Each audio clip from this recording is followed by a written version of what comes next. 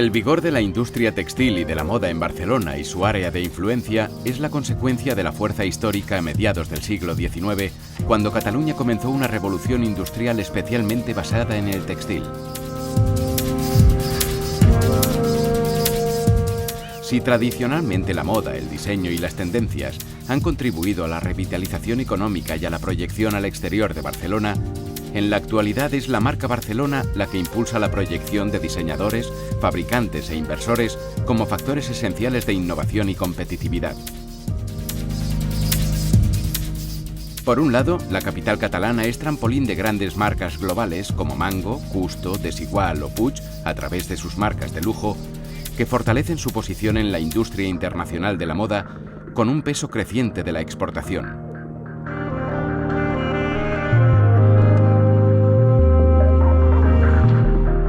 Por otro lado, Barcelona ejerce de imán para los minoristas, presentes en las principales arterias de la ciudad y en los centros comerciales, y se ha situado en el top 10 de las ciudades preferidas por el sector y como destino preferente de compras.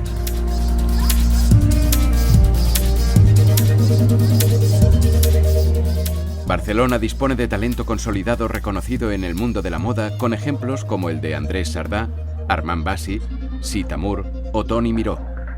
Asimismo, es también un ecosistema fértil, ideal para jóvenes diseñadores que contribuyen notablemente a la fuerza de la ciudad para crear tendencias a nivel global como la moda sostenible.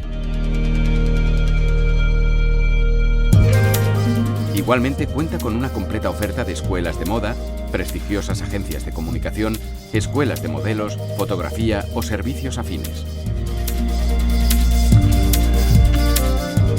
Barcelona es un importante referente internacional en la organización de ferias y eventos del sector textil y de la moda, como el 080 Barcelona Fashion, la Barcelona Bridal Week y el Salón Denim by Premier Vision, y apuesta de forma decidida para seguir atrayendo a la ciudad grandes eventos del sector.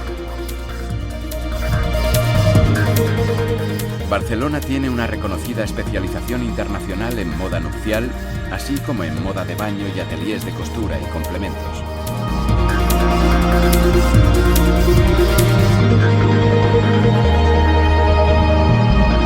El clúster Textil Moda de Cataluña vela por los intereses y la competitividad de las empresas del sector.